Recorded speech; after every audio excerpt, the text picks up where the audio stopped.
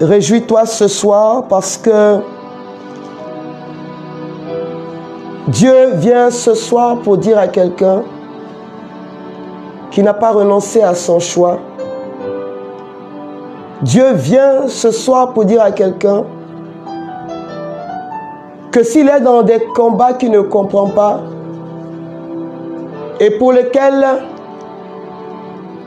il n'a participé en rien dans le sens du mal ou du péché, qu'il se tienne bien parce que la justice de Dieu sera manifestée. Et cela me permet de penser à tout ce qui se passe aux États-Unis, aujourd'hui en France et dans plusieurs pays d'Europe. Cette discrimination qui ne dit pas son nom, cette facilité que nous avons à ôter la vie de nos frères, bien-aimés. La première fois que j'ai vu cette vidéo, mes larmes ont coulé.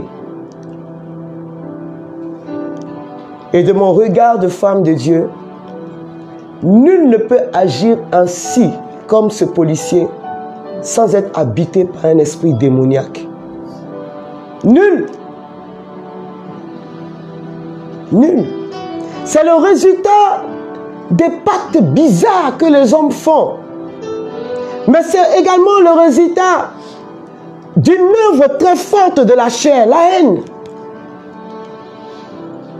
Le refus de pardonner, le refus de laisser la chance à un autre. Le refus d'accepter que les autres vivent.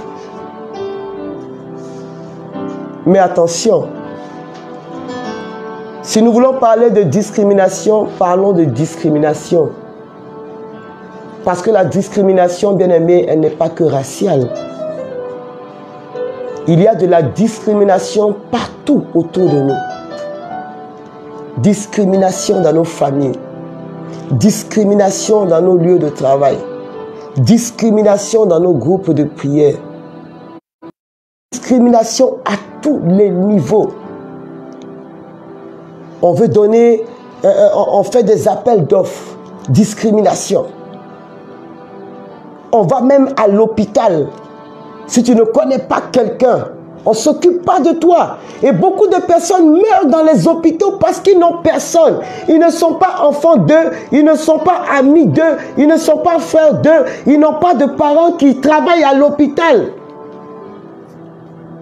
Une mort est égale à une mort. Et ils sont légions dans nos hôpitaux en Afrique.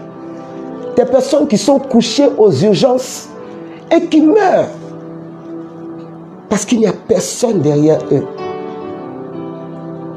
Et dans le même instant, on voit un malade qui arrive quelquefois pour un mal qui n'est pas aussi important et tout le monde s'agite. Pourquoi? Parce que son frère, c'est le médecin. Parce que sa sœur, c'est le professeur. Parce qu'il est l'enfant d'eux. Et tout le monde s'agite autour. Et finalement, ceux qui n'ont rien ni personne finissent par mourir. Mais c'est de la discrimination. Discrimination quand dans l'œuvre de Dieu, on veut donner les meilleures places à ceux qui font de grandes dîmes et de belles offrandes. C'est de la discrimination. Discrimination quand on ne nomme que des personnes qui ne font que ce qu'on veut. C'est de la discrimination. Discrimination quand on ne laisse la possibilité d'évoluer qu'à des personnes qui sont du même bord politique que nous, de la même religion que nous, du même courant de pensée. Voilà, il est des nôtres, il est franc-maçon, il est... Voilà.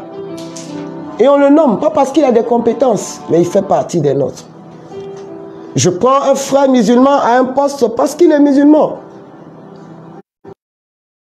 Parce qu'il est évangélique. Je prends un chrétien catholique parce qu'il est chrétien catholique. C'est une forme de discrimination. Et nous devons nous battre contre cette façon d'être et cette façon de vivre. Parce qu'au bout du compte, si nous sommes baptisés d'eau, d'esprit et de feu, nous ne sommes plus du monde, même quand nous sommes dans le monde.